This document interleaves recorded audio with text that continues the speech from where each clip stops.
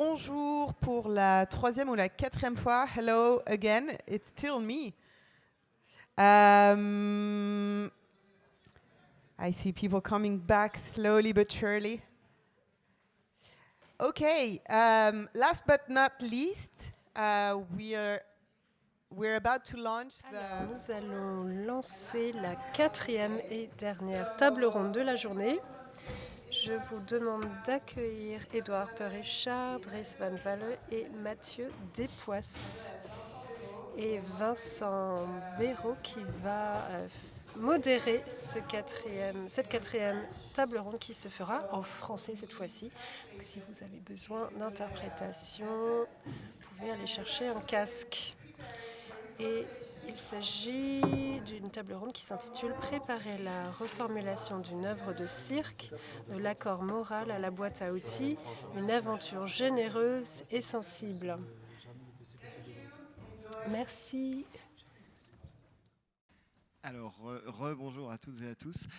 Donc effectivement, on va commencer cette quatrième table ronde, qui est en fait la deuxième table ronde totalement en lien avec le projet Digital Soul Protocol. Mais comme vous l'avez compris depuis le début de la journée, il y a des croisements, je crois, qui vous ont maintenant déjà semblé évidents entre les différentes thématiques qu'on a abordées depuis ce matin.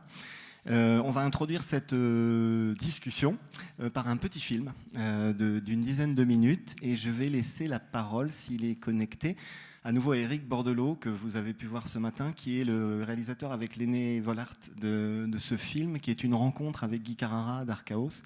Et vous verrez que ça nous permet de faire le lien avec la table de ce matin sur la question de la reprise et du répertoire, mais dans une mise en abîme, puisque Guy, au travers de ce film, nous raconte un peu des questionnements qu'il avait déjà dans les années 90, justement. Alors, je passe la parole à Éric, mais j'en ai peut-être trop dit, en fait, Éric, c'est ça? Vous m'entendez, ça va? Oui, parfait. Oui, donc, comme Vincent, j'ai presque rien à ajouter.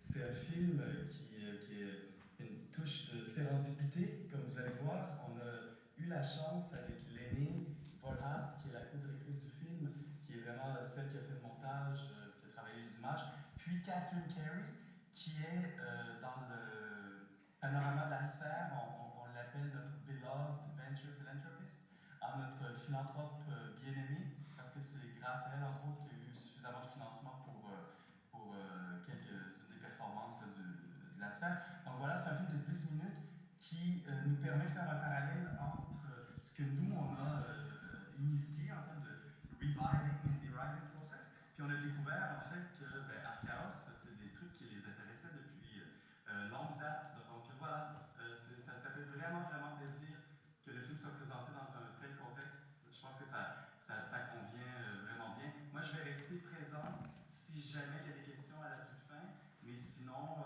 je vous laisse sur le stage discuter de façon plus concrète les questions de répertoire, de reprise.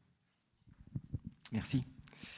Alors, je ne sais pas comment marche cette télécommande, ça a l'air simple. Je crois que je fais... Alors, j'attends peut-être que le zoom disparaisse. Est-ce que c'est ça? Non, ça je recule, ok. Là, j'avance. Ah, on est pas mal. Et là, je fais rien.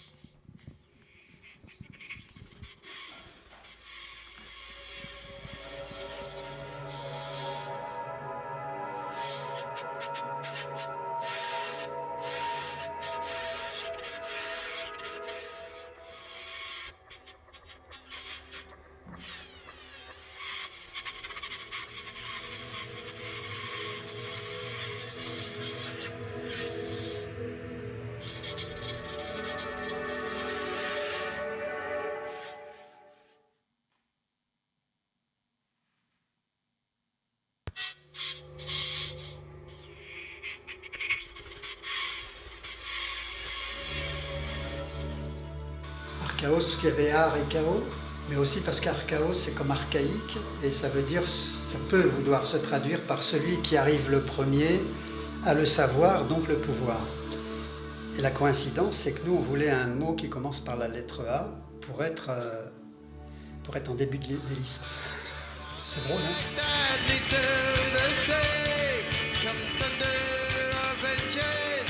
Dans cette idée du premier, il y a l'idée de l'archive aussi, non? Alors, l'archive, pas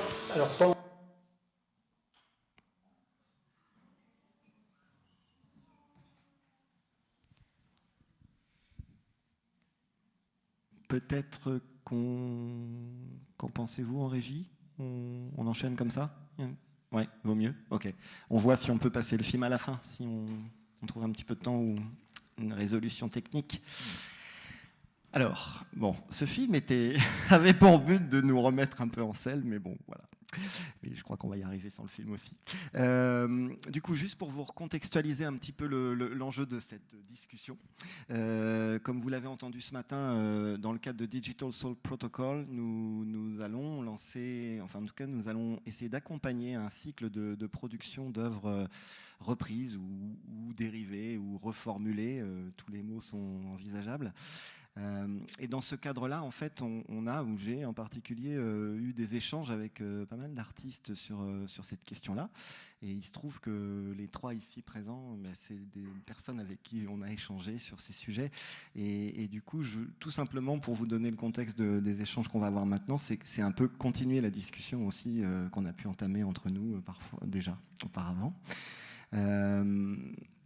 Et du coup, je vous présente mes invités. Alors, une table, comme vous le voyez, extrêmement paritaire. Donc, c'est un petit clin d'œil. C'est juste pour dire que la journée, elle, était assez équilibrée. Mais là, pour le coup, c'est vrai qu'on n'est pas au top. Mais bon, voilà.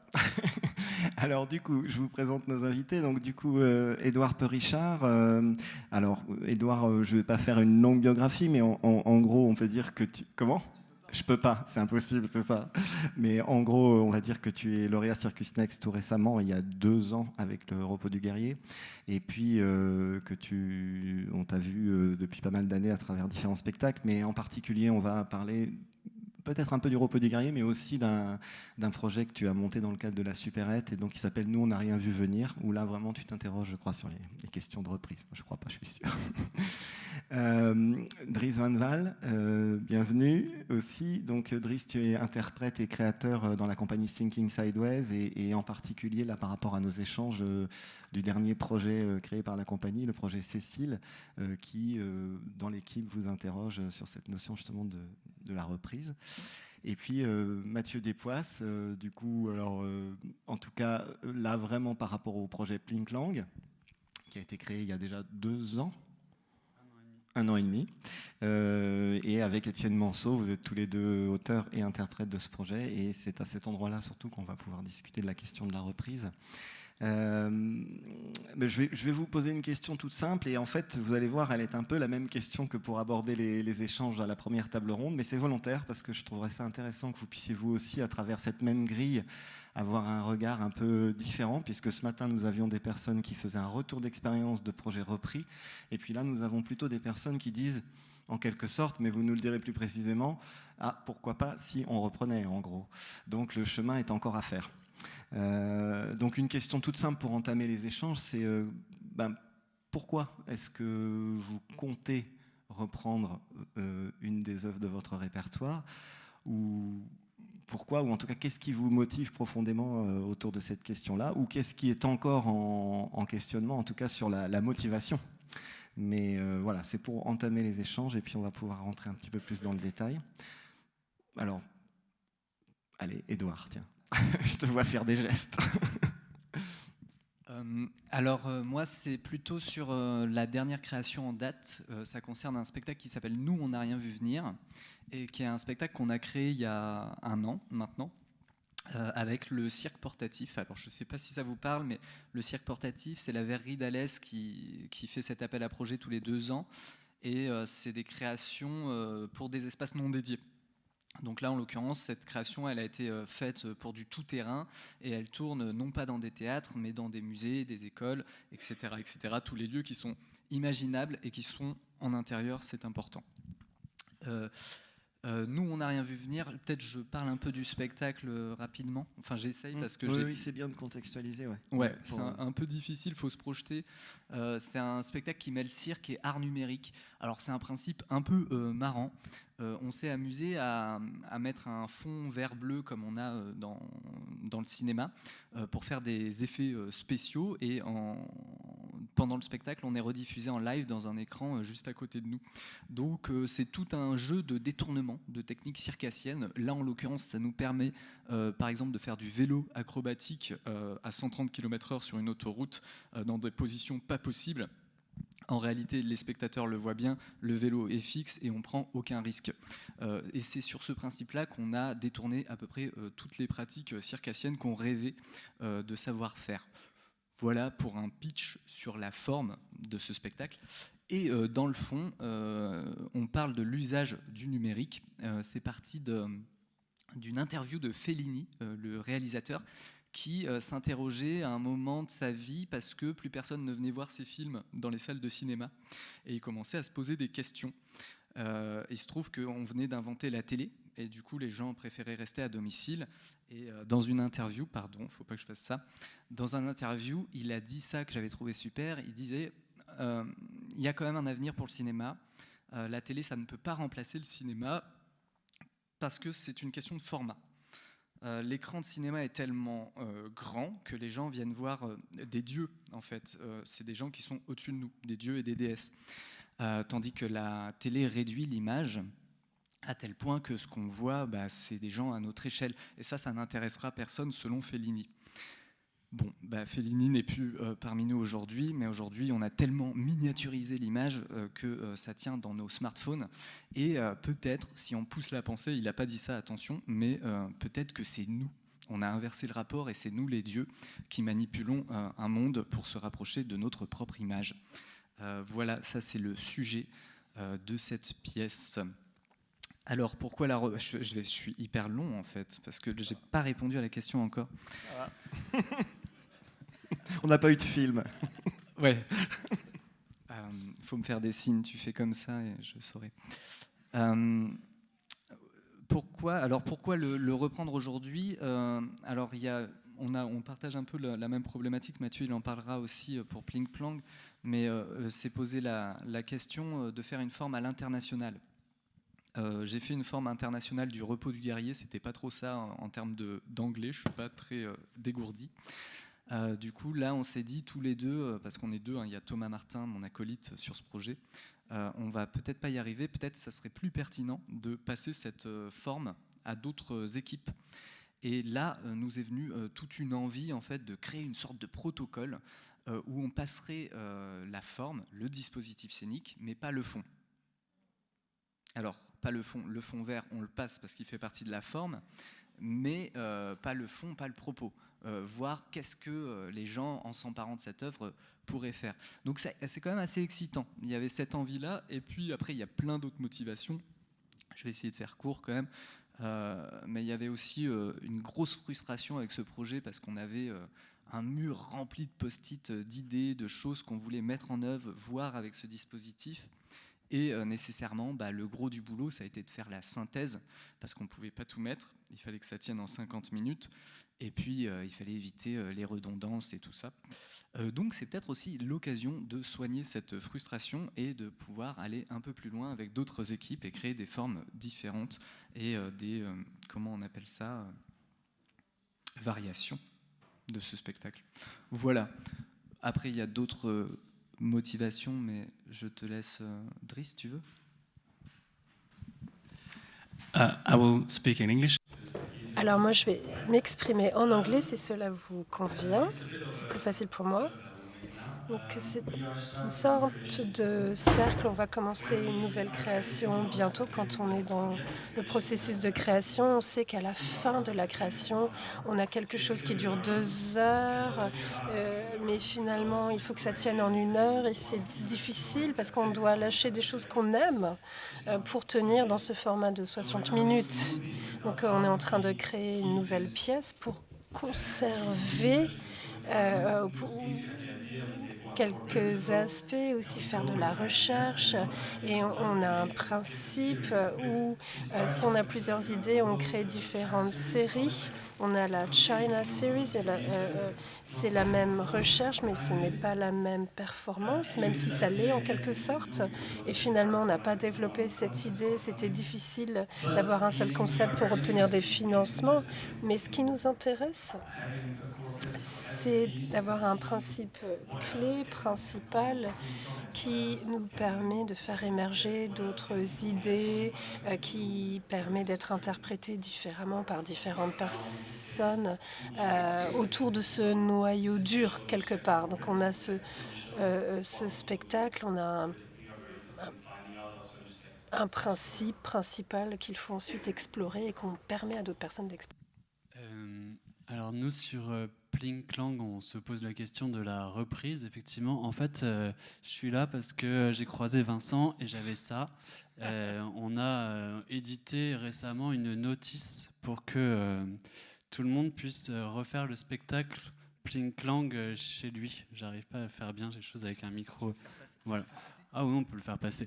Donc en fait, là-dedans, il y a toute la matière physique de Pling Clang. Pour que les gens qui ont vu le spectacle, normalement, c'est destiné aux gens qui ont vu le spectacle. Là, si vous n'avez pas vu le spectacle, vous n'êtes pas obligé de regarder, parce que ça va vraiment divulgacher.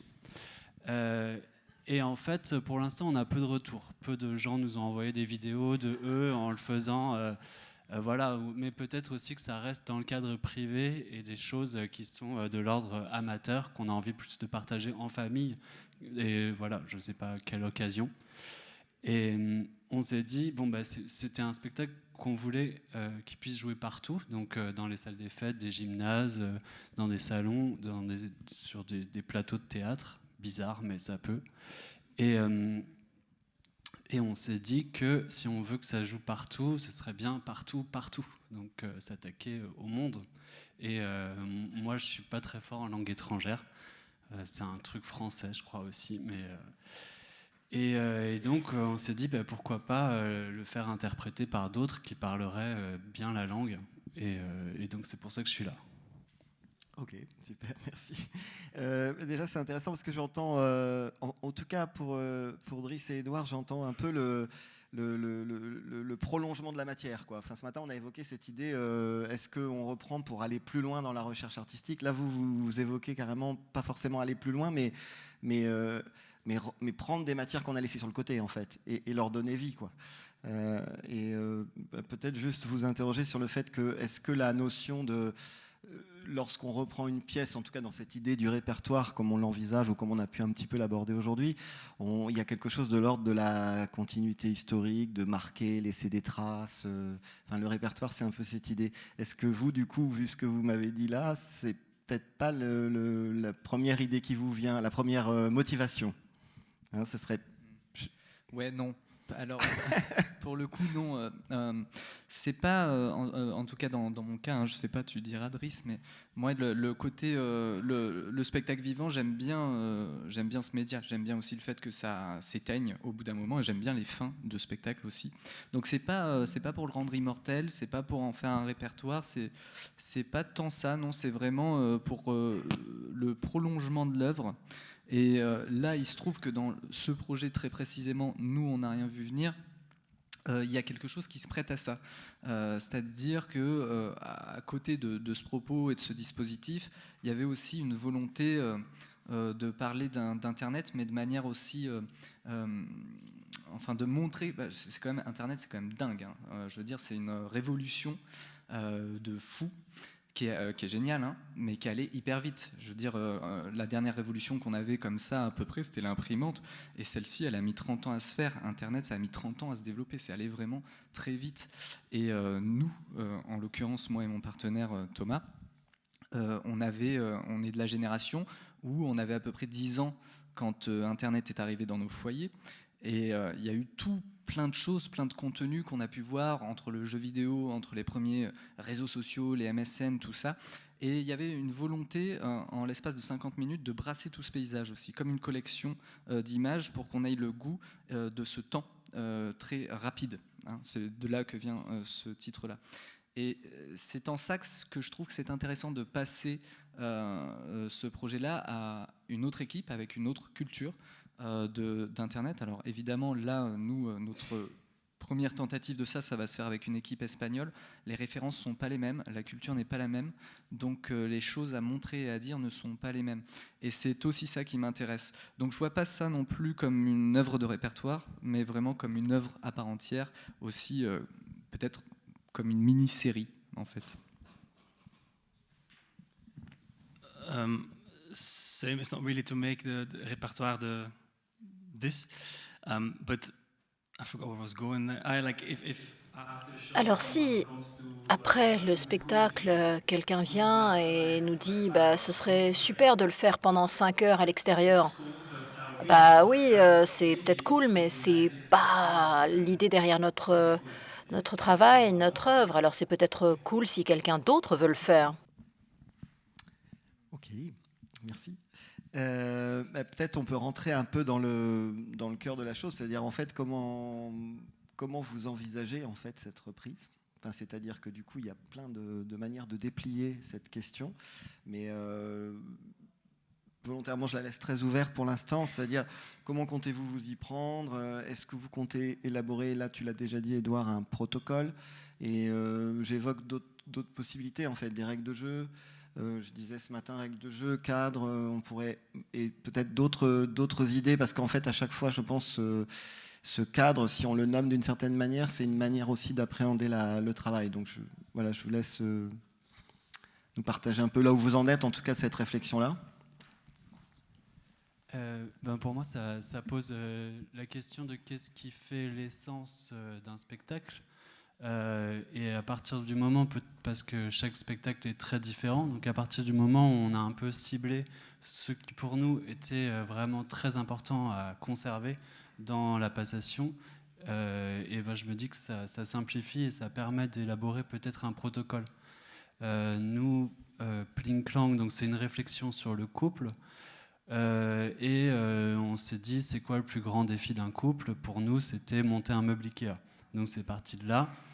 Et en fait, le montage de ce meuble Ikea, c'est une partition physique qui va nous permettre, nous, de nous libérer un peu la tête et nous faire rentrer dans la confidence, dans l'intimité. Et donc, c'est ce qui est important pour nous dans la pièce et ce qui serait vraiment à garder, c'est de se dire qu'au début, il y a un carton par terre avec un meuble dedans. À la fin, ce meuble, il est accroché au mur. Et c'est tout ce cheminement-là et de traverser et de rentrer dans l'intimité, la nôtre, mais peut-être aussi de celle de ceux qui reprendraient nos rôles, qui seraient plus nos rôles, mais leur rôle en réalité. Et à partir du moment où on a ciblé ça, c'est combien de temps on peut prendre pour faire ça, comment on trouve les personnes qui auraient envie de défendre ce projet.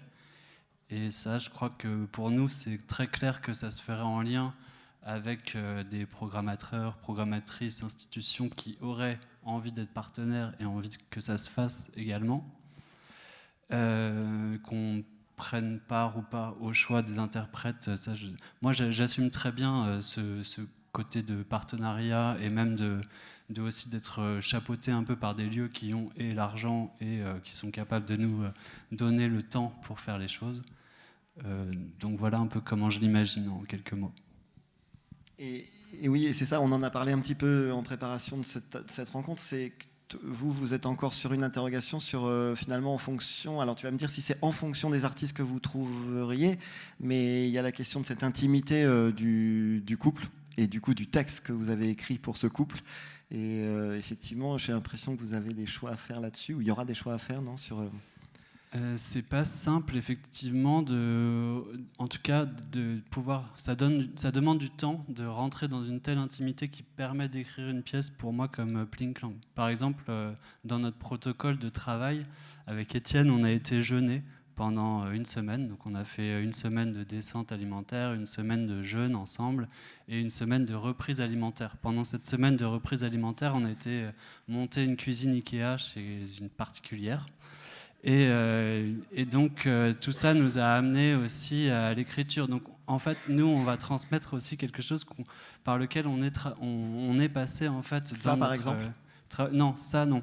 Ça, on va dire, voilà, nous, on a fait ça. C'est pas obligé, ça, par exemple. Peut-être vous allez trouver une autre manière un peu plus rapide de rentrer en contact. Je sais pas comment, mais sérieusement, est-ce que vous seriez prêt à échanger cette aventure-là pour voir si ça résonne chez ça, clairement, c'est là où on rentre en discussion avec des partenaires qui voient jusqu'où ils sont prêts à aller financièrement pour savoir si on peut financer le jeune, par exemple. Mais voilà, ou autre chose. Mais pour moi, en fait, si on a 2 semaines, on ne va pas passer par les 2 semaines de descente alimentaire, reprise, etc. Ça va être trop compliqué. Donc, le protocole, il se définit aussi en fonction des moyens qui sont alloués. Enfin, pour que les gens dont c'est pas forcément la pièce. Enfin, pour moi, c'est important que les gens soient rémunérés pour ce travail. Donc là, on parle d'une reprise d'une pièce, de la faire vivre, de la défendre, et donc ça va avec tout ça. Et donc, si on a 6 semaines, là, peut-être on pourra passer par, je sais pas moi, une immersion quelque part dans la nature, une balade à vélo qui dure très longtemps, une ascension de je sais pas quel mont. Ok. Bon, t'as abordé, t'as abordé un petit peu les questions de production. Je pensais un peu les dissocier, mais c'est vrai que c'est difficile de dissocier. Mais c'est un vrai sujet. On va y revenir, je pense. Ouais. Oui, sur le comment. Un truc quoi. À dire, oui. Sur le comment. Alors nous, là où on en est, pour l'instant, on s'est dit qu'on allait commencer par un laboratoire. Pour mettre, donc on a déjà des équipes comme ça qui étaient plutôt partantes pour reprendre le spectacle, et on est en train d'essayer de fabriquer une sorte de laboratoire où il n'y a pas d'objectif de résultat, hein, pour l'instant, c'est juste partager les éléments de recherche en l'état, après avoir bien sûr visionné le spectacle, pour voir comment la matière prend, sachant que ce qui est intéressant aussi dans cette passation, c'est d'avoir des artistes qui n'ont pas les mêmes disciplines artistiques que nous. En l'occurrence, nous, ce qu'on a mis en jeu dans ce spectacle-là, notre virtuosité, je mets beaucoup de guillemets, hein, c'est pas pour rien qu'on a un fond vert bleu et qu'on truque les choses, c'est le jonglage.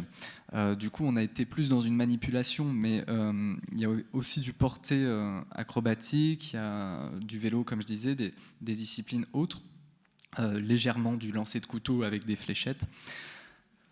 Mais selon l'équipe artistique, par exemple, si on tombe sur un duo de portée acrobatique, c'est génial parce qu'on va pouvoir aller beaucoup plus loin dans notre truc, de notre délire de combinaison en latex bleu. Bon, c'est des images que vous n'avez pas parce que vous n'avez pas vu le spectacle, mais voilà, en tout cas, on pourrait aller beaucoup plus loin sur des séquences. Donc, nécessairement, la discipline artistique, la discipline circassienne qu'on aura en face de nous va changer de fait le spectacle, et en tout cas mettre des gros accents dessus.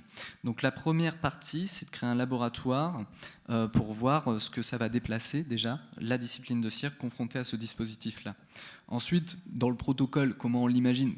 Parce que là, on s'amuse beaucoup. Il y a Idriss Roca qui est regard extérieur dessus, qui s'amuse aussi avec moi à écrire ce protocole.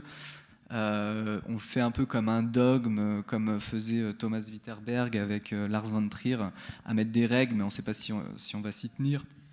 Mais l'idée, c'est qu'au bout d'un moment, c'est quand même de lâcher la scénographie, de la laisser à l'équipe sur place, et de les laisser aussi sans nous.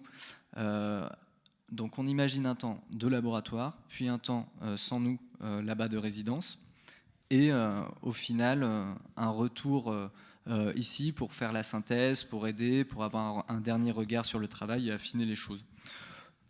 À peu près. Ça risque de bouger, c'est un protocole qu'on est en train de construire. Tu veux ?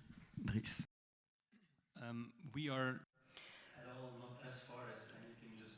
Alors nous ne sommes pas du tout aussi avancés que tout ce qu'il vient de dire. On est encore en pleine phase de rêve.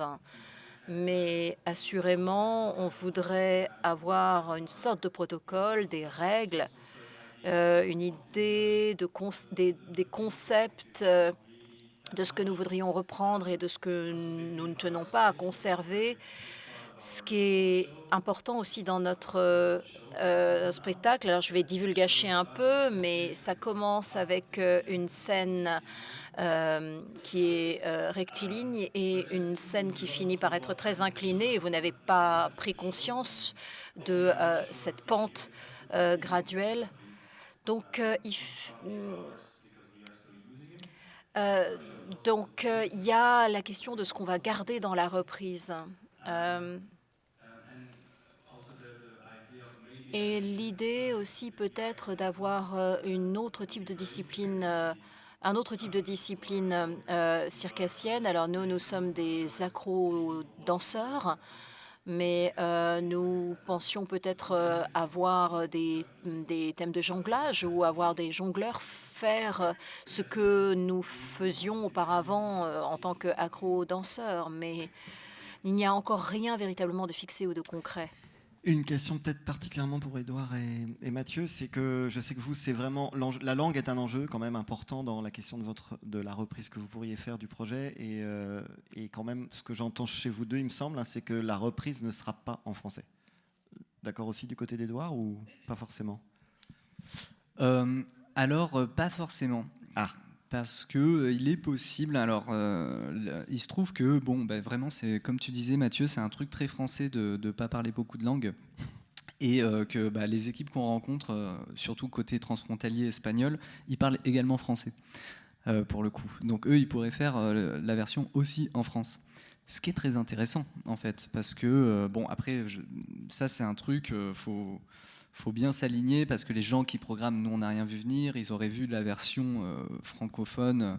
Donc est-ce que ça leur conviendrait de prendre le risque d'avoir une version qui est tout autre, même si elle est en français? Voilà, donc pour l'instant on réfléchit à ça, mais en tout cas ça peut être intéressant, et même d'un point de vue logistique, d'avoir un doublon de travail pour les dates qu'on ne peut pas faire en France. Et du coup, je renvoie cette question à Mathieu, parce que là, pour vous, en tout cas comme tu l'as présenté, c'est vraiment un des premiers enjeux ou questionnements, c'est passer dans une autre langue, et une autre ère culturelle aussi, tu disais l'autre fois, on en parlait, sociologique aussi en quelque sorte, socioculturelle. Mais je me dis, si dans le process, vous y trouvez un grand plaisir et que vous voyez qu'en fait ça vous fait voir un Plinklang que vous n'aviez jamais envisagé, est-ce que ça vous donnerait pas envie de le faire revenir en français? Enfin, évidemment, tout ça c'est dans du fiction, mais... Alors oui, tout ça est assez fictionnel, parce que pour l'instant, nous, ça nous intéresse vachement, mais pour l'instant, ça intéresse personne d'autre. Mais enfin, si, peut-être, parce qu'il y a du monde là. Enfin, oui. Mais en tout cas, on espère que ça va intéresser du monde, mais voilà, on ne sait pas encore. Et alors moi, j'aime bien jouer les spectacles très longtemps, donc me dire que si nous, on joue en France et qu'il n'y a pas d'autres équipes qui jouent en France, on a le temps de le jouer super longtemps. Enfin, Dad is Dead, ça tourne encore. On s'est dit qu'on arrêtait au bout de 10 ans de tournée. Donc je me dis là, Plinklang, vu la partition physique qui est déjà une partition de vieux circassiens, on va avoir le temps de le jouer encore longtemps. Et après, pourquoi pas, effectivement, si à un moment on y trouve un enjeu, et puis qu'il y a plein d'autres histoires qui se racontent autour de ce montage de meubles, ça peut être... mais j'ai l'impression que ça reste quand même vachement dans mon imaginaire à moi et dans mes préoccupations. Et après, pour la reprise à l'étranger, effectivement, ça pose la question, et c'est en discussion aussi avec comment c'est la vision du couple dans d'autres endroits. Est-ce qu'il y a les mêmes injonctions? Est-ce qu'il y a les mêmes libertés? Tout ça va être questionné. Est-ce qu'on peut dire les mêmes choses? Est-ce qu'on peut parler de libertinage dans tous les pays? Est-ce qu'on peut parler de relations plurielles ou de monogamie de la même manière dans tous les endroits? C'est un questionnement qui peut être intéressant. J'entendais tout à l'heure, finalement, c'est étonnant parce que vous mettez un peu de côté la dimension purement circassienne. Quand vous parlez de la reprise, vous mettez l'accent plutôt sur la matière, mais au sens du matériau, de la scénographie, d'éléments numériques qui vous servent, ou d'un contenu de recherche sociale, en quelque sorte, presque, ou psychosociale. Et comme si la technique de cirque, c'était pas le cœur de la question de la reprise. Alors, c'est intéressant parce que dans le cirque classique, typiquement, le répertoire, c'était la reprise du numéro. Et là, on est aux antipodes, en fait, dans ce qu'on est en train de se raconter. Alors, je sais pas comment ça résonne chez vous, cette idée-là. J'ai l'impression que peut-être un des meilleurs profils pour reprendre Plinklang, ce serait des pongistes. Vu la partition physique qu'il y a, donc des gens qui ont déjà une bonne connaissance du ping-pong.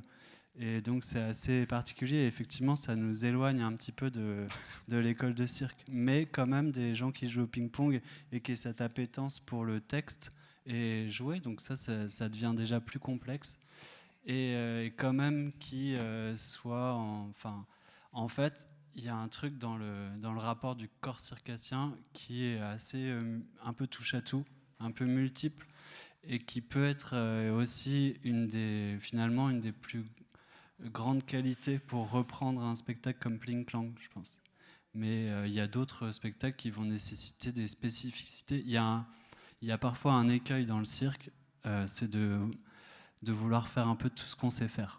Et, et quand on fait tout ce qu'on sait faire, et ben là, ça devient très très compliqué à reprendre à la lettre quand on voit un jongleur qui vraiment nous étale toutes ses capacités physiques. Enfin, c'est hyper beau et en même temps, ça va aussi être un endroit de niche pour reprendre exactement ça. Donc forcément, soit on le décale, on le transforme. Et là, nous, on n'est pas tout à fait dans ce rapport-là. Il y a plus un truc un peu touche à tout qui va bien correspondre, je pense, à l'artiste de cirque. Plus qu'au pongiste, finalement, même si il aurait physiquement plus les capacités pour reprendre le rôle. Ou tu me disais, quand on discutait précédemment, que ça pourrait être des comédiens, comédiennes. Ouais, aussi, parce que la partition textuelle est vraiment volumineuse dans le spectacle. Ouais. Cette idée-là, ça a un écho chez vous, cette question de ce que vous... J'ai juste constaté ce que vous disiez, en fait, que vous gardiez un cadre qui était finalement hors technique pure de cirque, quoi. Tout ce qui est à transmettre, en quelque sorte, quoi. C'est un petit peu ça que j'ai entendu, mais... Il y a aussi, dans Nous, on n'a rien vu venir, parfois je me pose la question de où se situe le cirque. Alors, il y a, comme je disais tout à l'heure, les disciplines des gens qui vont arriver vont apporter, vont amplifier ou vont donner un accent et une direction. Donc, le cirque n'est pas à ignorer du tout là-dedans. Et puis après, il y a le dispositif en lui-même, la scénographie.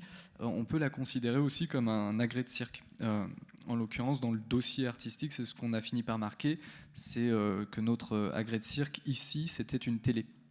Et bien, c'est pas loin de ça, hein, c'est vraiment ça qui est au centre, et c'est avec ça qu'on travaille, et c'est un travail très technique à cet endroit-là, qui est proche de la définition même qu'on peut faire d'une technique de cirque. Donc c'est peut-être ici que ça se place. La scénographie et le dispositif devient un agrès, et de fait, c'est ça qui est en jeu pour les circassiens qui font la reprise. Alors, je ne sais pas si je vais répondre à votre question en disant ce que je vais dire, mais c'est un petit peu comme ce que Tim disait plus tôt, la frontière entre la danse et l'art du cirque. Certaines personnes y verraient seulement de la danse ou trouveraient que c'est étrange ce qui est sur scène. Je pense que ça n'a pas à être des circassiens qui se chargent de notre spectacle. Ça peut être des artistes visuels, des danseurs, un travail sur la lumière. Ça n'a pas à être forcément de l'art du cirque. Si on fait un zoom sur l'art du cirque, dans Into Cécile, on travaille par exemple avec des balançoires, des toboggans. Est-ce que c'est du cirque? Est-ce que c'est de la danse? Je ne sais pas si ça répond en quoi que ce soit à votre question. Après, on vit, enfin moi, dans le cirque, j'ai quand même vécu pas mal de reprises de rôles dans des spectacles aussi, pour différentes causes d'absence. Et en fait, on voit comme un ou une nouvelle interprète qui arrive dans un collectif, dans un spectacle ou dans un duo, ça modifie le spectacle considérablement, avec des côtés qui vont être un peu, entre guillemets, peut-être meilleurs, d'autres plus faibles, plus fragiles. En tout cas, ça va venir percuter et transformer notre manière de jouer et la partition en fait globale. Mais le spectacle, dans la plupart du temps, garde quand même son essence. Et on voit les temps de reprise qui sont parfois très très courts, très très serrés parce que c'est au pied levé à la dernière minute. Et on se dit, waouh, quand même, c'est là. Et là, on revient sur le fait de faire confiance à une écriture aussi, qui en fait, surtout des fois au bout de pas mal de représentations, est vraiment là, vraiment ancrée. Et on peut s'appuyer dessus pour préparer et prévoir des reprises de rôle aussi. Ça amène bien la question de très précisément comment vous imaginez trouver les artistes en fait. Enfin, ça me fait penser à ça, tu vois, c'est-à-dire est-ce que, enfin, il y a plein de possibilités. Vous imaginez des choses très formelles, audition. Alors labo, tu l'as évoqué, hein, Édouard déjà, mais même comment tu convies au labo, qui tu convies au labo, comment tu convies au labo, et de manière générale, si c'est pas labo, si c'est pas audition, voilà, qu'est-ce qu'il y a comme possibilité? Comment est-ce qu'on trouve les artistes qui vont bien en fait? Est-ce qu'on cherche ceux qui vont bien ou est-ce qu'on s'autorise à ce que ça arrive par un tiers? Ça c'est un peu ce que tu évoques avec les partenaires, je crois. Je te rappelle ça. Oui, moi, dans l'idéal, nous, on les choisit pas. Ça, ce serait vraiment super. Déjà, ils ont hyper envie, ils ou elles, ont hyper envie de le faire. Donc ça, c'est quand même le premier, la première chose. Et puis aussi, qu'il nous soit peut-être conseillé par quelqu'un qui viendrait être partenaire sur ce projet. Et surtout que moi, je vois peu de spectacles en allemand, par exemple, et donc ça va être compliqué pour moi de rencontrer des artistes germanophones qui auraient envie de le faire. Donc je me dis, autant que ça passe pas par moi. On va éviter pas mal d'erreurs, je pense.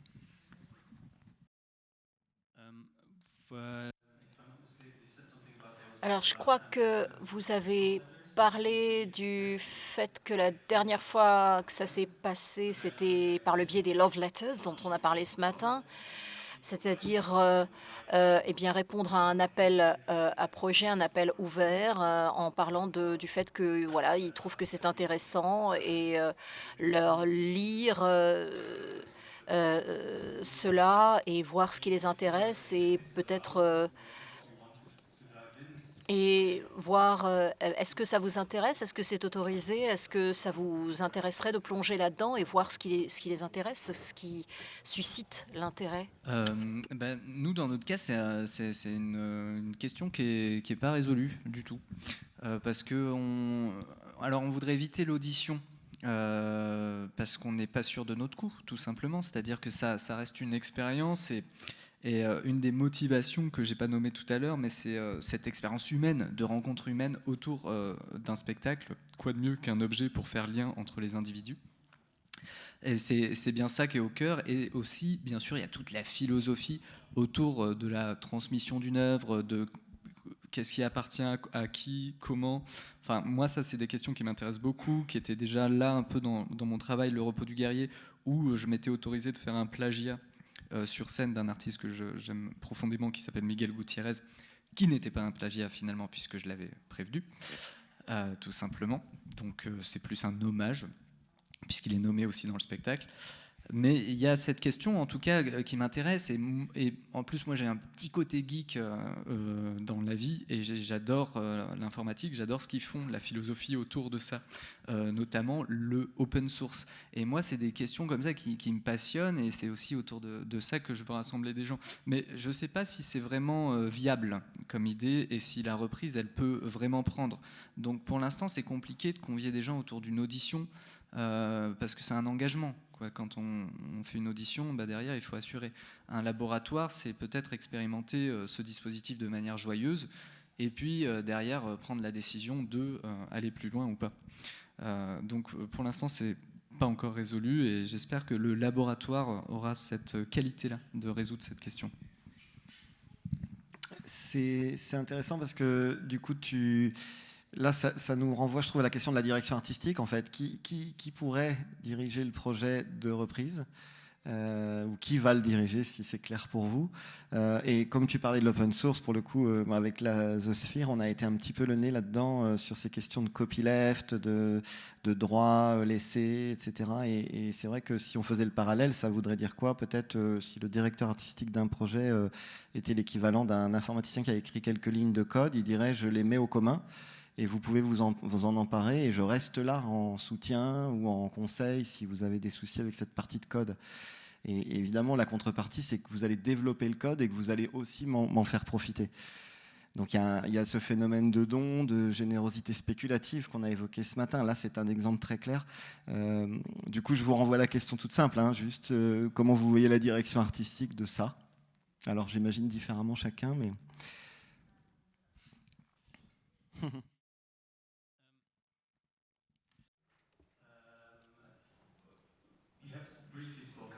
On a parlé brièvement de cela, on n'est pas vraiment allé en profondeur, mais on aimerait ne pas faire partie de la reprise, de la nouvelle création. On ne veut pas l'influencer parce que sinon on va trop laisser notre empreinte dessus. On voudrait vraiment que ce soit leur propre œuvre. Donc même pas en tant que regard extérieur, on aimerait vraiment au début donner le protocole, les idées, en discuter et ensuite eh bien, envoyer les gens dans leur résidence, dans leur espace de travail et voir le produit fini à la fin et voir ce qu'ils en ont retiré et en discuter avec eux, savoir comment ça s'est passé, ce qu'ils y ont puisé, mais rien de concret véritablement. Alors moi, pour le coup, c'est l'opposé. Parce que du coup, je pense que on l'imagine plus comme une collaboration. Du coup, il y a quelque chose aussi de notre regard qui resterait là, en tout cas qui serait proposé et qui serait à écouter un petit peu aussi, je pense. Après, c'est intéressant parce que ça nous permet, et ça c'est très égoïste, mais ça nous permet de rencontrer des artistes sur d'autres terrains de jeu qu'on rêve de rencontrer.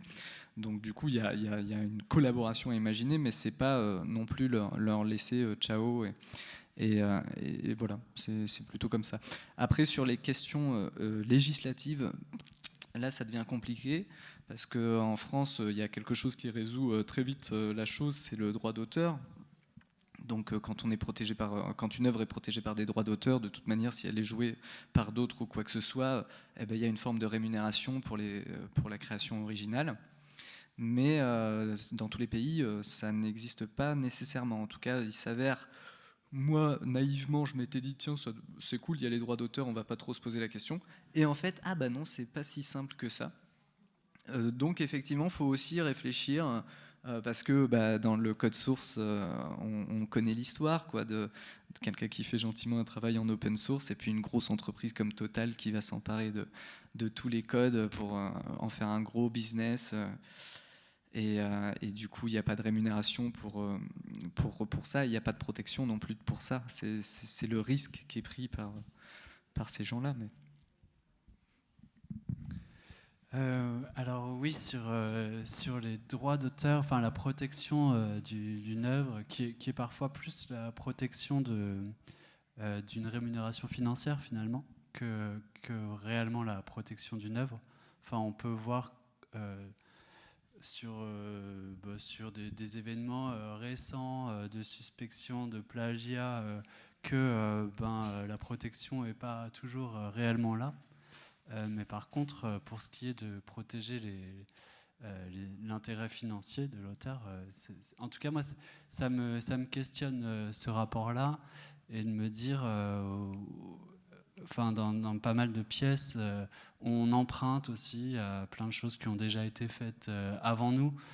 Et c'est peut-être un peu... mais moi, je rêverais qu'il y ait quelque chose d'assez ouvert et d'assez généreux réellement dans cette transmission. Et après se dire que si il y a des pays dans lesquels c'est protégé, si d'autres pays ça ne l'est pas, et de respecter aussi un peu les choix de chaque endroit. Enfin, de se dire que de repousser un peu les limites de la protection intellectuelle dans tous les domaines, et de s'inspirer justement de l'open source. Parce qu'il y a ce truc en continu. Moi, quand j'ai commencé sous Linux, j'ai eu un mentor qui est toujours là si j'ai un problème. Parce que je suis nul en informatique. Je suis quand même sous Linux parce que lui, il est là et qu'il peut m'aider à n'importe quel moment. Et voilà, et c'est pas mal. Et donc, je me dis, ce serait cool qu'il y ait ça aussi. Author right for us, like it would be as we are imagining it to be. Nous, on imagine que ça va être vraiment une œuvre différente. Et donc, on pense qu'il est juste que les droits d'auteur ne nous reviennent pas. Mais nous ne sommes pas les auteurs de ce nouveau travail, de cette nouvelle œuvre. Donc, dans notre esprit, cette œuvre leur appartiendra. Donc, nous ne nous attendons pas à en retirer quelque rémunération que ce soit. Ouais, c'est des situations assez différentes, c'est intéressant. Et, du coup, ça m'amène à une question a priori contre-intuitive. Est-ce que vous pensez que dans les contextes que vous évoquez, les trois, en fait, reprendre la pièce, c'est finalement la protéger encore plus? Enfin, c'est-à-dire, vous voyez un peu l'idée, c'est-à-dire de fait que tout d'un coup, il y ait, on va dire, dans l'histoire, la petite histoire de ces spectacles, le spectacle existe, et un deuxième qui a un lien de filiation très clair et très marqué, enfin inscrit. Est-ce que ça protège le premier, en fait? Ou ça lui donne plus de rayonnement, ou plus d'inscription dans l'histoire, enfin? Si on se dit qu'une pièce, elle s'éteint en quelque sorte quand elle arrête d'être jouée, plus on lui donne l'occasion d'être jouée et d'être vue, plus effectivement elle a de chances de vivre et de rester vivante, je me dis. Parce que malgré les techniques qu'on peut avoir d'archivage, de notation, que ce soit bêtement par un petit feuillet, ça ne fait pas réellement vivre l'œuvre, enfin pour moi, la pièce.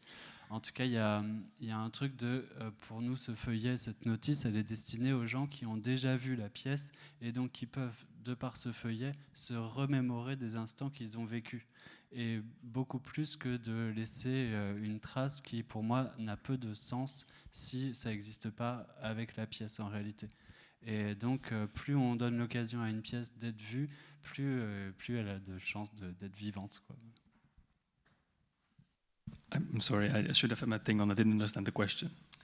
In fact, it was like, even if it's counterintuitive, but the idea of if the piece A, let's say the first piece, the parent piece. Donc, si la première pièce est montrée et si cette même pièce est tournée et diffusée en même temps, est-ce que ça protège davantage l'artiste original? Ce lien de parenté a-t-il une influence? Est-ce que ça protège la performance, la pièce ou pas? Oui, je crois que j'ai compris. Alors, dans le cas en l'espèce, il y a deux pièces. Il s'agit de deux pièces différentes, donc je pense que il n'y a pas vraiment d'interférence entre les deux pièces. Elles se jouent indépendamment l'une de l'autre, me semble-t-il. Enfin, ça dépend du protocole qui est mis en place, bien entendu, mais si on regarde l'objet qui nous occupe, le protocole tel qu'on comprend et les règles qu'il implique, je pense du coup que ce n'est pas le cas, qu'il n'y a pas d'influence. Eh bien là non plus, je suis pas d'accord parce que pour moi c'est encore ça, c'est-à-dire que je crois pas que ça va que cette démarche elle va retarder quelque chose. Ce que je crois, il y avait un magicien, Rémi Lavesne, je crois que je le dis mal, mais Lavesne, qui est de Toulouse, donc moi aussi, on s'entraînait ensemble à la grainerie une fois, côte à côte, on se connaissait pas. Et j'avais eu à cette époque-là l'envie de faire un numéro de balles que je faisais disparaître dans ma veste à l'aide de petits artifices magiques. C'était très amateur. Et Rémi, lui, s'entraînait à côté, sauf que lui, il avait un spectacle qui s'appelait Déluge et il faisait disparaître des balles de manière très professionnelle avec une veste lui aussi. Et du coup, il me regardait m'entraîner, non sans intérêt. Et j'étais assez gêné de ça, mais bon, je me suis dit, je vais pas m'empêcher, je vais essayer de lui en mettre plein la vue avec mes idées. Et il m'a regardé peut-être 1 heure m'entraîner, puis au bout d'1 heure, il est venu me voir, et il m'a dit, c'est pas mal, hein, fais voir comment tu fais, montre-moi tes trucs, tout ça. Donc je lui montre, je lui explique, et là, il m'explique tout son numéro, tout le détail de ses tours, il ouvre toute sa veste, il me montre tout. Et il me dit, voilà, c'est comme ça que je fais. Ça m'a pris 10 ans avant de le trouver. Et du coup, j'étais étonné. Je me suis dit, mais Rémi, tu te rends compte, 10 ans de recherche que tu me files en 10 minutes comme ça t'ennuie pas? Et là, il m'a dit ceci. Il m'a dit, tu sais, Edouard, si je fais ça, si je fais ce métier, c'est parce que je veux que ça existe. Et si je fais de la magie, c'est parce que je veux que la magie existe et que ça aille plus loin. Donc, en te faisant gagner ce temps-là, je fais gagner du temps à cet art, et c'est pour ça, c'est ma raison d'être. Tout simplement, je crois que c'est là l'endroit, en tout cas. C'est à cet endroit-là, si on ne pérennise pas notre spectacle, on pérennise notre courant artistique. Et c'est celui-là qui prime, d'abord. Ok. Une dernière question avant de passer les questions à la salle, mais je pense qu'on essaiera peut-être de passer le film, apparemment c'est faisable. Juste, j'ai l'impression, peut-être en particulier Mathieu et Edouard, vous avez pas mal évoqué la question de de s'entourer, quoi, afin d'être soutenu, de s'entourer. Alors évidemment, on sait bien quand on crée un spectacle, pour le produire, il faut être entouré, soutenu. Bon, a priori, on sait que c'est, en tout cas en France, c'est plutôt en gros les programmateurs, programmatrices qui ont des moyens de coproduction, et puis les institutions, si on fait rapide. Mais je m'interroge sur le fait de savoir ce que vous en pensez. Est-ce que pour ces reprises, pour ce genre de projet-là, est-ce que vous avez l'intuition qu'il faut une communauté plus large ? C'est-à-dire, est-ce qu'il faut élargir à la fois la capacité des programmateurs, programmatrices à vous soutenir sur ça, qui ne sera pas tout à fait la même manière de soutenir qu'un projet de production classique, ou est-ce qu'il faut s'entourer plus? Parce qu'on évoquait comment on recrute, comment on trouve ces artistes. Donc qu'est-ce qu'on fait à cet endroit-là? Est-ce qu'il y a un rhizome qui se crée propre à ça? Est-ce qu'il y a quelque chose à inventer? Bon, voilà, j'ouvre, je réfléchis tout haut aussi.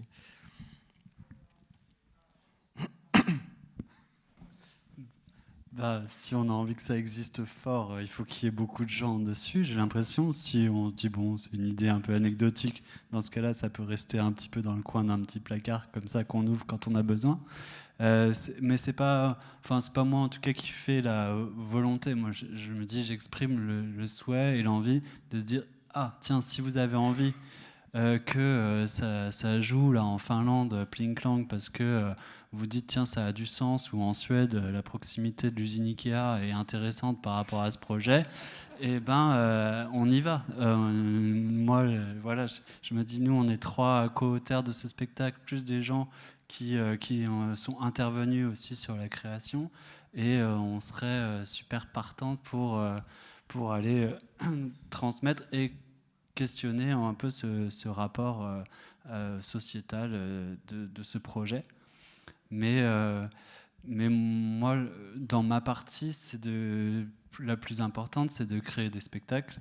Et c'est ça que j'adore faire. Donc, et je vais plus mettre mon énergie là-dessus que de me dire je vais essayer vraiment de démarcher à fond pour transmettre. Là, j'ai l'impression de dire voilà, moi, je suis super partant, super motivé, hyper envie. Et après, ça, c'est dit et on verra ce qui se passe, quoi. Voilà.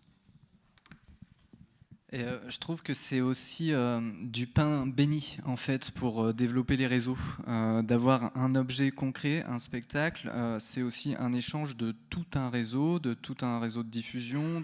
Donc ça permet aussi d'avancer dans les modalités de collaboration dans les pays transfrontaliers.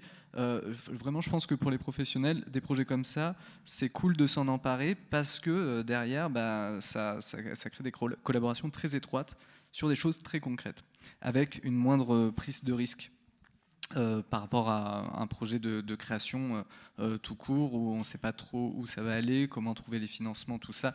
Ici, c'est peut-être juste dans la continuité d'un travail déjà effectué en amont.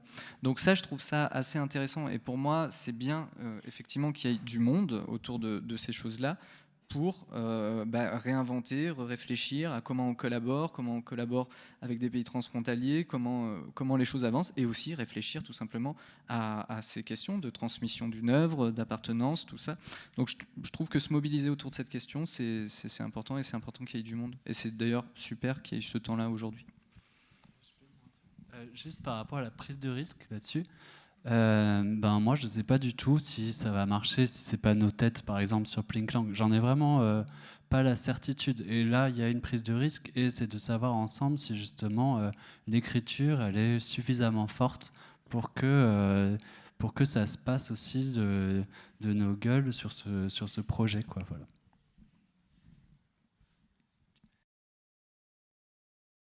No, I don't really have anything. No. Non, je n'ai pas grand-chose à ajouter à ce propos. On peut peut-être prendre quelques questions dans la salle, et puis on va vraiment se garder les 10 minutes pour voir le film, mais je crois qu'on devrait être bon. Ça va aller, non? Ça rentre à peu près. Je ne sais pas s'il y a des questions dans la salle. Alors, apparemment oui.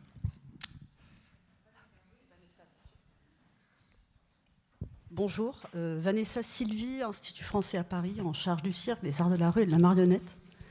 Alors, ce n'est pas vraiment une question, c'est une tentative de réponse. Enfin, s'il y aura quand même une question après. Mais voilà, donc à l'Institut, comme vous le savez, on s'intéresse, Vincent, tu le sais, beaucoup à la question du répertoire. Souvenez-vous, il y a quelques années de ça, il y avait des programmes qui s'appelaient Théâtre Export, Danse Export, puis Cirque Export. Et ensuite, l'aide que nous pouvons apporter pour les projets, donc soit de co-réalisation, soit de reprise, soit de création avec des équipes étrangères, ont été regroupées sous un programme qui s'appelait IF Création. Et puis là, avec les coupes budgétaires, eh bien, on a supprimé ce programme. Alors, on l'a supprimé dans la nomenclature et dans l'intitulé, mais bon, en fait, dans les faits, il existe toujours. Les artistes ont la possibilité de déposer des demandes de soutien dans le cadre de notre appel à projet IF Export, donc qui n'est pas que de l'export et des soutiens à la diffusion, mais ça vous l'avez compris puisque Caroline tout à l'heure a un peu expliqué comment elle travaillait avec Théâtroscope, et là aussi il y a des projets de collaboration avec des artistes des Balkans, donc voilà. Et la question c'était, il y a encore un commentaire aussi peut-être, c'est de vous demander si vous parlez de ce projet à chaque fois que le spectacle est diffusé, c'est-à-dire à chaque fois que vous le présentez au public, puisque dans la salle, parfois, il y a des programmateurs, comme c'était le cas à Circa.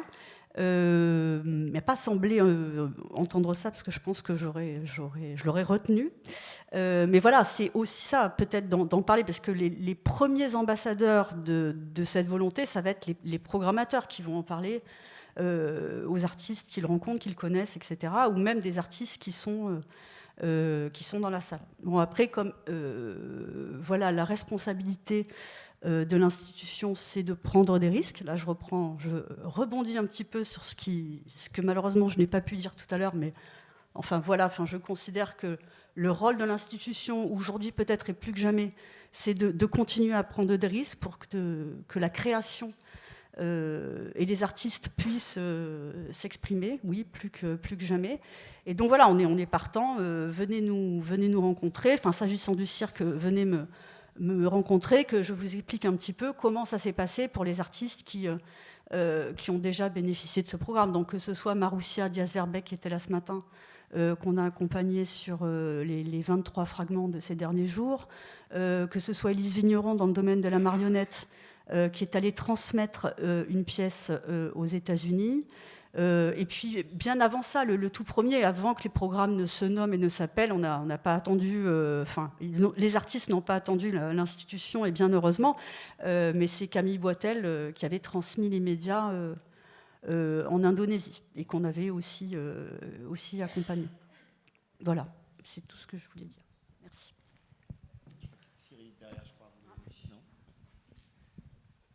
Peut-être que vous avez envie de répondre non, à la suggestion de est-ce qu'ils ont parlé, est-ce qu'ils ont eu l'occasion de parler à la fin de leur spectacle de l'envie avant que je pose ma question. Plutôt de manière informelle pour l'instant, mais je retiens effectivement l'idée. Et c'est vrai que nous, on fait déjà un speech un petit peu long à la fin de Pling Clang, parce qu'on explique la notice, comment ça fonctionne pour le reprendre chez eux, et on va rajouter un petit volet sur la reprise à l'étranger, je pense. Non, parce que je pense que, oui, la volonté, elle doit venir de là, en fait. C'est d'une équipe artistique, d'un groupe d'artistes qui ont vraiment l'envie de reprendre ce spectacle. Alors qu'on leur donne l'envie à travers voilà, ce qu'on sait de tout ça, et qu'on en parle à droite, à gauche, en haut et en bas. Surtout en bas d'ailleurs, parce qu'en haut, non. Mais voilà, c'est comme ça que ça peut se faire. Mais vous êtes les premiers, du coup, à devoir en parler, à mon sens, dans les salles, et à chaque fois que les œuvres sont jouées. Alors, moi, juste une petite question. Cyril Roussial, un spectateur comblé par chacun des 3 spectacles dont on a parlé là. Donc, c'est plus une contribution supplémentaire à cogiter aux opportunités pour les faire vivre. On n'a pas parlé cet après-midi des écoles, au sens très très large. Là, peut-être pas que les écoles professionnelles, mais est-ce que vous ne seriez pas contre l'idée, notamment dans l'idée, tu vois, Edouard, ce que tu disais du laboratoire, de tenter à un moment donné, pourquoi pas, une école à l'étranger, ou même pour vous, Driss, ou même pour toi, Mathieu, avec Étienne et Bram, voilà. Pourquoi pas dans les adaptations, c'est-à-dire pas nécessairement toute une promotion, mais imaginer des modalités, je pense par exemple à de l'Académie Fratellini, où ils font notamment des duos, plutôt en création, mais voilà. C'est ouvert. Moi, plutôt super partant, ouais.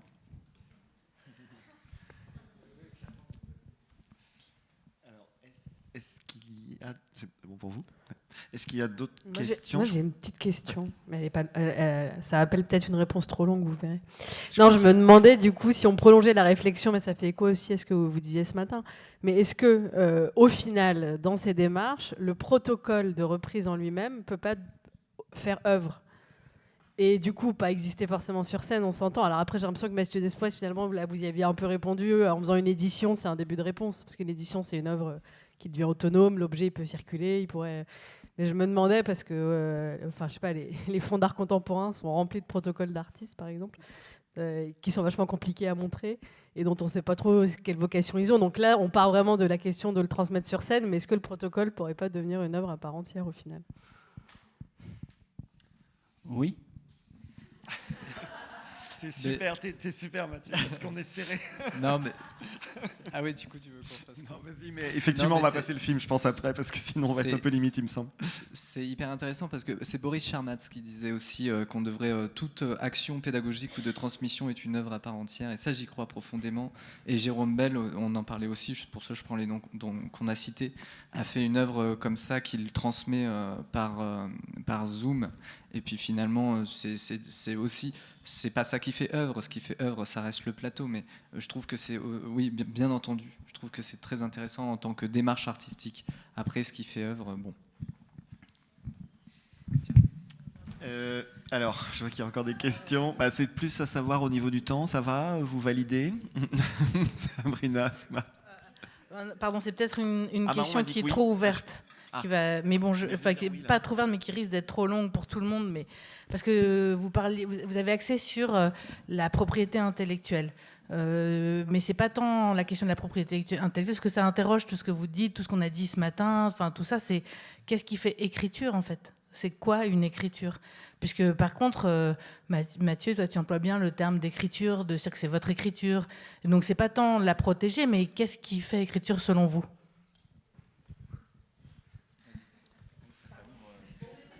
On va finir à 18h30, c'est bon pour tout le monde? Alors pour moi, il y a énormément de... Il n'y a pas une chose qui fait écriture, mais il y a une chose qui fait qu'on différencie une pièce d'une autre. Et par exemple, si je prends dans mon parcours les différentes pièces qui ont été créées, il y en a qui sont assez concept. Par exemple, si on prend Le Repas, qui est un spectacle culinaire sous chapiteau où les gens entrent, se lavent les mains, cuisinent ensemble, dînent, font la vaisselle, et le spectacle se termine quand le dernier spectateur quitte le chapiteau. Par exemple, c'est un concept, c'est déjà pour moi une forme d'écriture. On écrit quand même un squelette d'une pièce avec entrée, plat, dessert, qu'on connaît, mais qu'on va reprendre là, avec à l'intérieur l'immersion d'un cirque qui est empreint des objets de la cuisine, qui fait écho à tout cet endroit de convivialité. Et de se dire, le concept, c'est est-ce qu'on n'est pas encore plus joyeux quand on est là pour préparer la fête et faire la fête ensuite et finir rangé ensemble? Ça, c'est peut-être la fête la plus réussie. Celle où on a dormi sur place et on est encore là le lendemain pour faire... Voilà. Et pour moi, ça, par exemple, c'est une écriture qui est très différente de plein d'autres. Mais Epling Lang, c'est un carton, il s'ouvre, un meuble qui se monte, qui s'accroche au mur, et ça prête à la confidence. Et c'est ça l'écriture, pour moi, de Pling Lang, au travers de notre intimité. Donc en très peu de mots, et pour d'autres, ce sera complètement différent. Donc il n'y a pas, à mon sens, pas une écriture, mais chaque pièce, dans chaque pièce, il y a une essence comme ça qui fait... Je vais, je crois, devoir vous couper là. On va passer le film, du coup, qui sera donc le film de conclusion, finalement, plutôt que d'introduction. Alors, je dois faire quand même avec la petite machine. Non, j'ai rien à faire, peut-être. Si, je fais play ou...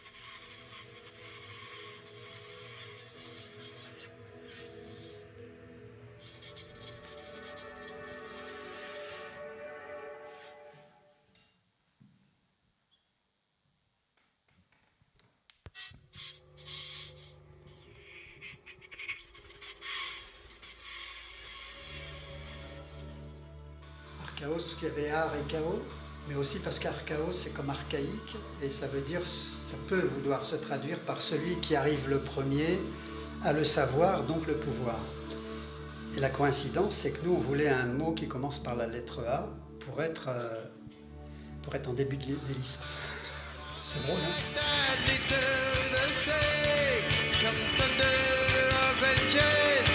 Dans cette idée du premier, il y a l'idée de l'archive aussi, non? Alors, l'archive, pas encore. À ce moment-là, on disait surtout, on n'a que la mémoire du futur. C'était l'inverse, tu vois. Et on ne pensait pas justement à garder des ressources. Il se trouve que j'avais créé une société d'audiovisuel qui s'appelait Archaos Images, ce qui fait qu'on a des images.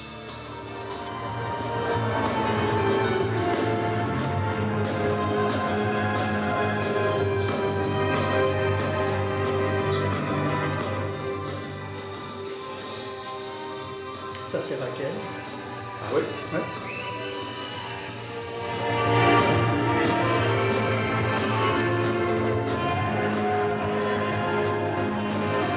Évidemment, Archaos, à l'époque, ça a été un choc dans le monde du cirque et dans le monde du spectacle vivant. Pourquoi? Parce qu'il n'y avait rien qui existait comme ça. Et tout ce qui s'était fait dans le théâtre et dans la danse après les années 70 ne s'était pas fait dans le cirque. Et dans le cirque, nous, alors là on voit des extraits, mais on évoquait l'emprise des religions, la violence, la sexualité, enfin, tout ce qui concerne les contemporains, quoi. Et c'était un choc terrible pour la société. Ça faisait scandale.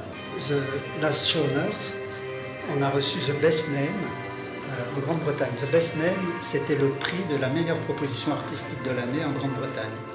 Et un cirque a eu ça en 1989, et ce qui fait que ça a lancé un peu une médiatisation internationale, mondiale du cirque, de ce qu'on appelait le nouveau cirque. Un truc incroyable.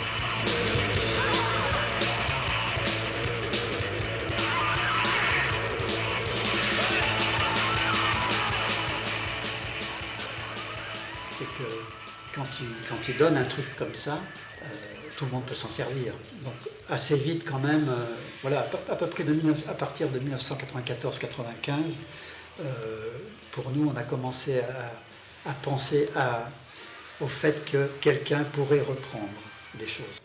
Moi personnellement, au départ c'est surtout l'écriture qui me préoccupe. Hein. C'est comment on peut théoriser en tout cas sur l'écriture du cirque. Pour moi il est nécessaire qu'il y ait une écriture au préalable, c'est-à-dire poser les idées avant de poser la forme par-dessus. Et donc ce que j'appelle l'écriture préalable. Et comme vous avez vu, on a monté des très grosses formes. Et en fait, en plus ça avait un côté pratique pour moi, ça veut dire que le scénario était une bible pour tout le monde. Hein.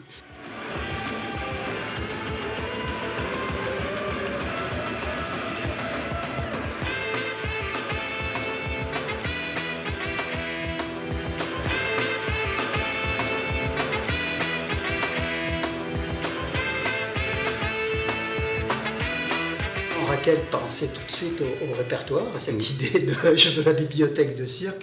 C'était pas une préoccupation pour moi, tant et si bien que tout se faisait sur des feuilles volantes, des cahiers qu'on oubliait. On n'a que la mémoire du futur, voilà, le passé ne nous intéresse pas de toute façon. Et en plus on disait, nous on veut surtout pas voir de spectacle parce qu'on veut pas être influencé, quoi. On veut rien savoir de ce qui existe. Voilà, on était bien barrés quand même.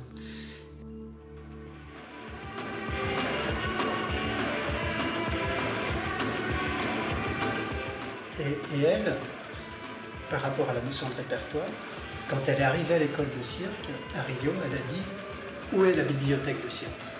On lui a dit « Mais de quoi tu parles ?» Elle dit « Moi, je veux interpréter des personnages de cirque. Moi, je viens du théâtre, donc c'est mon boulot d'être interprète, donc je veux la bibliothèque de cirque. » On lui a dit « Ça n'existe pas. » Et elle m'a dit après, mon désir de venir en France, c'était aussi de rencontrer la bibliothèque de cirque. Et quand elle est arrivée à Paris, elle allait à Beaubourg pour chercher la bibliothèque de cirque.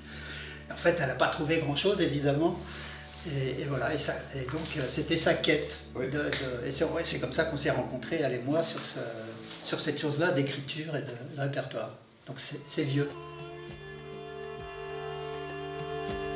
On va rester sur in vitro. Donc 10 ans après, en 2009, on décide donc de recréer 2 versions de celui qui avait été créé donc à cette époque-là. Alors, une version est dite à l'identique parce qu'on utilise le même tunnel, là, hein, voilà, les arches d'origine, le même décor, les mêmes costumes et les mêmes musiques. Et on donne ça à un metteur en scène italien, Boris Vecchio. Et Raquel et moi, en même temps, là on est à Rio, à l'École nationale de cirque de Rio, sur 2 sites différents. En même temps, Raquel et moi, on réécrit donc une autre version d'après le scénario d'origine, mais en réécrivant une autre scénographie. Parce qu'on voulait, montrer que travailler sur le répertoire, c'était normal, quoi. Là, on voulait nous montrer l'exemple, en tout cas. Parce que j'avais essayé de proposer à quelqu'un de remonter un autre spectacle, mais les gens n'étaient pas prêts pour que quelqu'un d'autre monte un spectacle de quelqu'un d'autre. Donc, du coup, on a dit, bon, on va le faire nous-mêmes. Voilà. Et tu vois, j'avais tenté de créer une ligne pour le répertoire avec cette société d'auteurs et le ministère de la Culture. J'ai presque réussi. Ils étaient OK de créer une ligne budgétaire pour ça, mais d'aide à la reprise. Mais en fait, notre milieu à nous n'était pas prêt. Les artistes disaient beaucoup, non mais attends, on n'a pas assez d'argent pour faire des créations, tu vas pas prendre de l'argent pour des reprises, c'est absurde, etc. C'est intéressant, hein?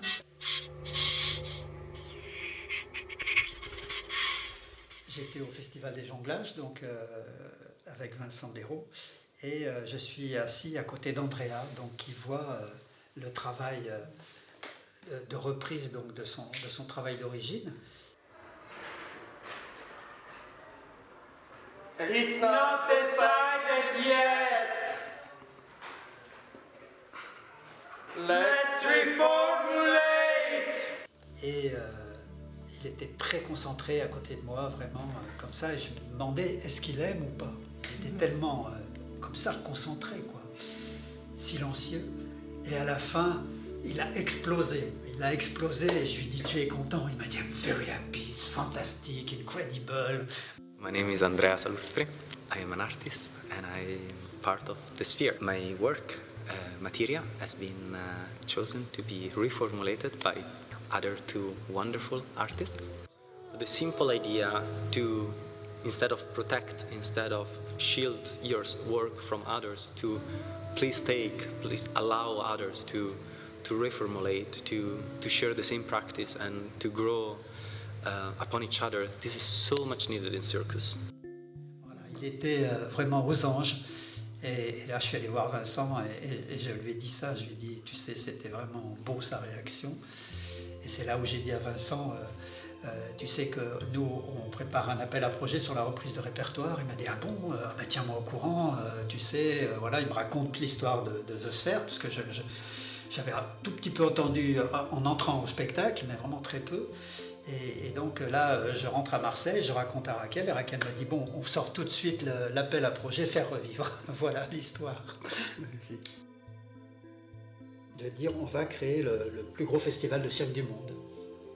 Parce que j'adore ces slogans, comme ça frappe. Et tout le monde a dit, non, il ne faut pas faire ça, on ne va pas y aller. C'est pas possible, on ne suit plus les festivals, voilà, on ne crée rien, c'est pas possible.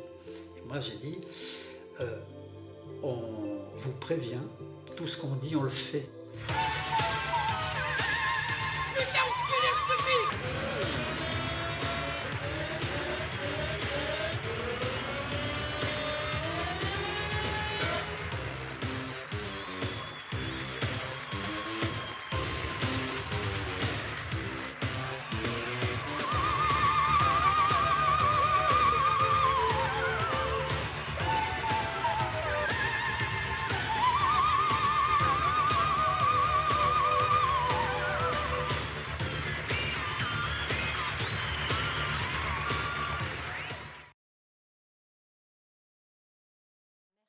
D'être restés jusqu'à la fin.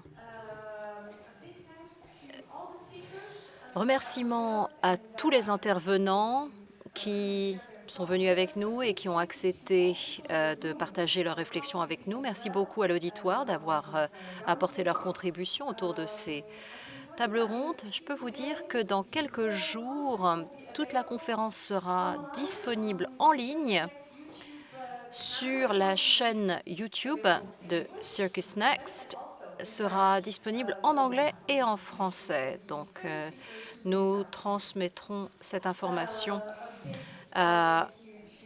aux francophones qui n'ont peut-être pas suivi. Merci beaucoup au Théâtre de la Cité internationale de nous avoir accueillis. Merci à nos équipes. Mais tu as tout dit, tu as tout dit. Un grand merci à tous. C'était une merveilleuse journée. Merveilleuse. Alors, petite demande pratique que je dois vous transmettre. Est-ce que vous pouvez tous rapporter vos gobelets et monter avec vos gobelets? Et pour ceux d'entre vous qui sont encore ici, eh bien, nous avons un petit apéritif prévu. Et aussi vos casques, s'il vous plaît, pouvez-vous les rapporter à l'entrée?